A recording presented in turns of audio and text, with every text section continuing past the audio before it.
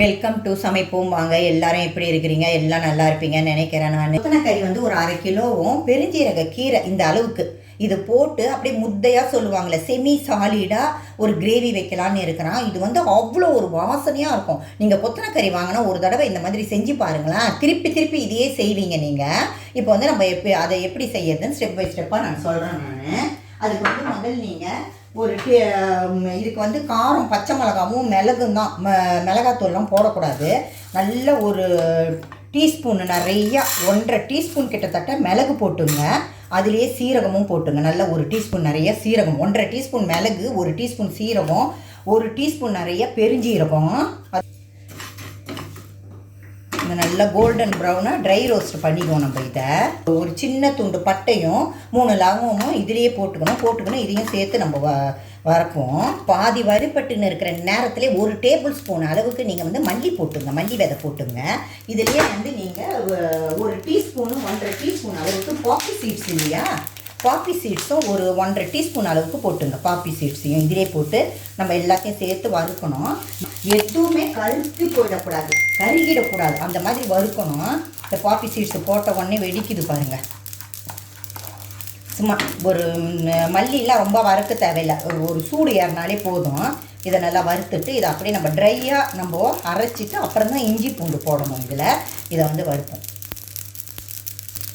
Friends, இந்த அளவுக்கு நல்லா வறுபட்டுச்சு. இதை நம்ம மிக்சியில் கொட்டிக்குவோம். நம்ம இது சூடாக இருக்குது. இது ஆறுனதும் நம்ம ட்ரையாக முன்னாடி வந்து நம்ம அரைச்சிட்டு அப்புறம் இஞ்சி பூண்டு போட்டு அரைப்போம். பார்க்கலாம் ஃப்ரெண்ட்ஸ். பாருங்கள், இந்த அளவுக்கு நான் வந்து பூண்டும் இந்த இஞ்சியும் வச்சுருக்கிறேன். இதை வந்து நம்ம ட்ரை ரோஸ்ட் பண்ணோம் இல்லையா, அதை வந்து ஒரு 2 சுற்று சுற்றி அதை ட்ரையாக நம்ம அரைச்சிக்கினா அப்புறம் இதை போட்டு நம்ம அரைச்சிக்குவோம் நைஸாக.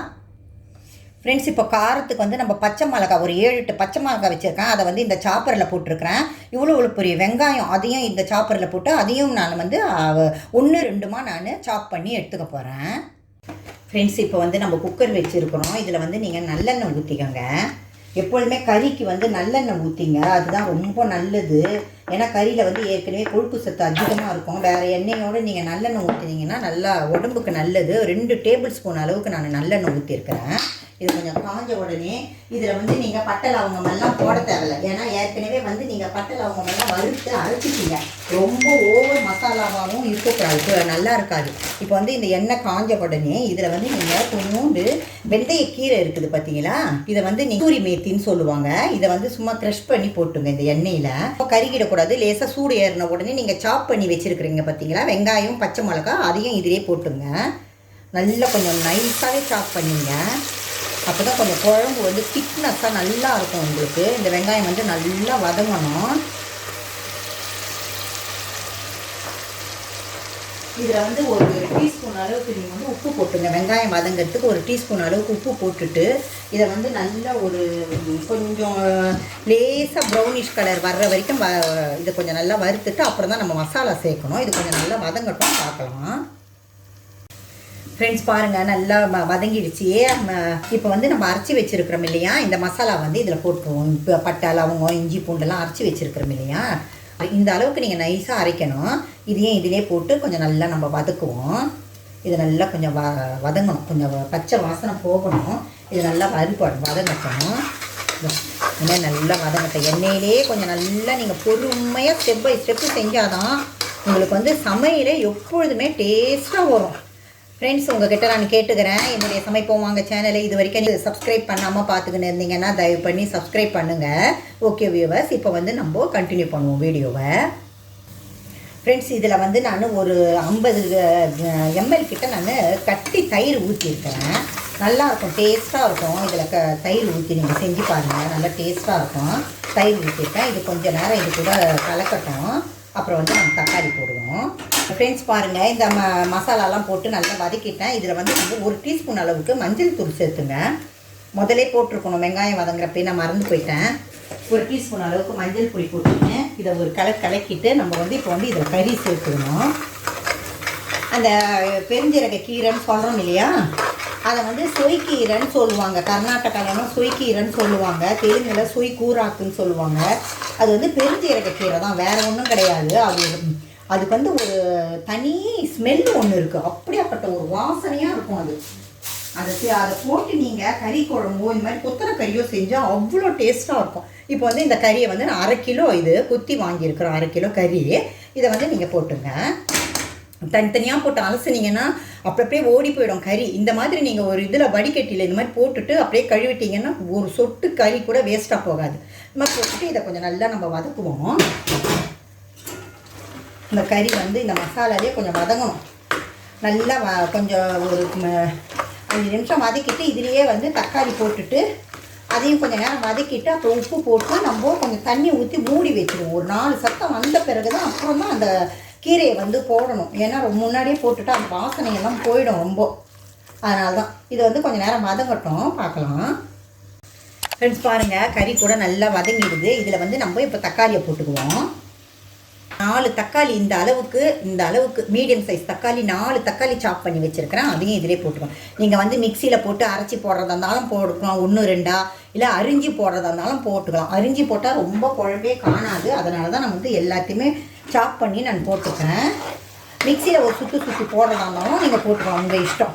இப்போ வந்து ஒரு இதை போட்டோம்னா இதுலேயே வந்து நம்ம கொஞ்சம் உப்பு போடுவோம். நம்ம இன்னும் உப்பு போடல இல்லையா. வந்து வெங்காயம் வதங்கிறதுக்கோசம் 1 டீஸ்பூன் அளவுக்கு உப்பு போட்டிருக்கிறேன். இப்போ வந்து ஒரு 3/4 டேபிள் ஸ்பூன் கிட்ட உப்பு போட்டுக்கிறேன். பார்த்துட்டு அப்புறமேட்டா நம்ம உப்பு வேணும்னா போட்டுக்கலாம். ரொம்ப போட்டுட்டா அப்புறம் ஒன்றும் செய்ய முடியாது. எப்பொழுதுமே எந்த குழம்பையும் உப்பு அதிகமாகிட்டால் நீங்கள் பயந்துடாதீங்க.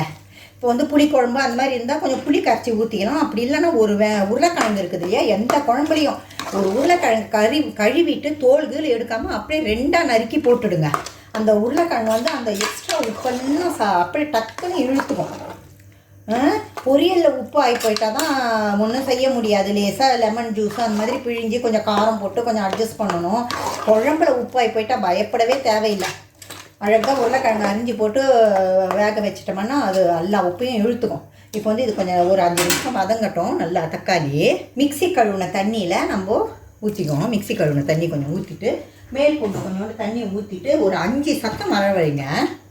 அப்புறம் அந்த கீரையெல்லாம் போட்டுட்டு ஒரே ஒரு சத்தம் வரவழைச்சா போதும். ஒரு 1/4 மூடி அளவுக்கு அப்புறமேட்டா நம்ம இறக்கின பிறகு கீரையெல்லாம் அரிஞ்சு போடுறோம் இல்லையா, அந்த டைமில் ஒரு 1/4 மூடி அளவுக்கு தேங்காவும் ஒரு 4 முந்திரி பருப்பும் அரைச்சி கடைசியாக போட்டுக்கணும். நம்ம போட்டுட்டு ஒரே ஒரு சத்தம் அப்புறம் வரவழைப்போம். இப்போ வந்து நம்ம இதை உப்பு காரமெல்லாம் கரெக்டாக இருக்குது. இதை வந்து நம்ம மூடி வச்சுட்டு ஒரு 4 சத்தத்துலேருந்து 5 சத்தம் வரவழைப்போம். சத்தம் வளர்ந்ததும் பார்க்கலாம். ஃப்ரெண்ட்ஸ், இந்த அளவுக்கு கொஞ்சம் ஒரு 1/4 மூடி அளவுக்கு தேங்காவும் ஒரு 4 இதுவும் முந்திரி பருப்பும் போட்டு நான் நைஸாக அரைச்சிக்கின்னு அப்புறம் கடைசியாக போட்டுக்கிறேன். ஃப்ரெண்ட்ஸ் பாருங்கள், ஒரு 4 சத்தம் 5 சத்தம் வந்தது. வெந்துடுச்சு, கறி நல்லா வெந்துடுது. இதுலேயே நம்ம வந்து கீரையை போட்டுக்குவோம். இந்த மாதிரி பொடியாக நீங்கள் அரிஞ்சு வச்சிங்க. இந்த கொத்தனை கறியிலேயே ஹைலைட்டு இந்த கீரை தான். நீங்கள் வேணும்னா கொத்தமல்லி போட்டுக்கலாம், வேணான்னா விட்டுடலாம். ஏன்னா கொத்தமல்லிலாம் போட்டால் கூட அந்த வாசனையெல்லாம் தெரியவே தெரியாது. இந்த கீரை தான் நல்ல வாசனையாக இருக்கும். ஆனால் கொத்தமல்லி நம்ம எப்பொழுதும் போடுவோம். அந்த மாதிரி நீங்கள் போட்டுக்கிறதாலும் போட்டுக்கலாம், உங்கள் இஷ்டம். நான் வந்து கொஞ்சோண்டு ஒரு கைப்பிடி அளவுக்கு கொத்தமல்லி வந்து நான் அரிஞ்சு போட போகிறேன்.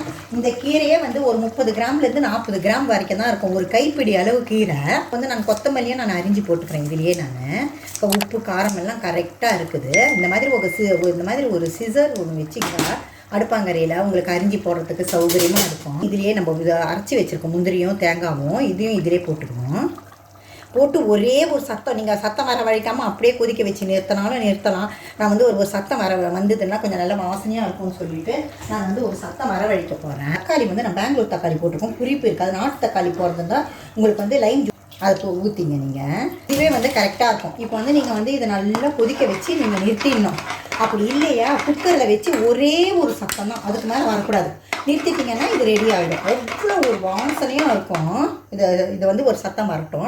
ஃப்ரெண்ட்ஸ் பாருங்கள், நம்ம வந்து கொத்தனக்கறி பெருஞ்சீரக கீரையும் போட்டு நம்ம ஒரு டிஃப்ரெண்ட்டான ஒரு டிஷ்ஷு செஞ்சுருக்கோம், சைட் டிஷ்ஷு.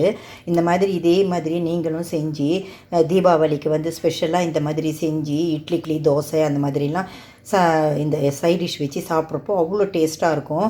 நல்லா இந்த மாதிரி செஞ்சு தீபாவளியை என்ஜாய் பண்ணுங்கள். Okay viewers, thank you.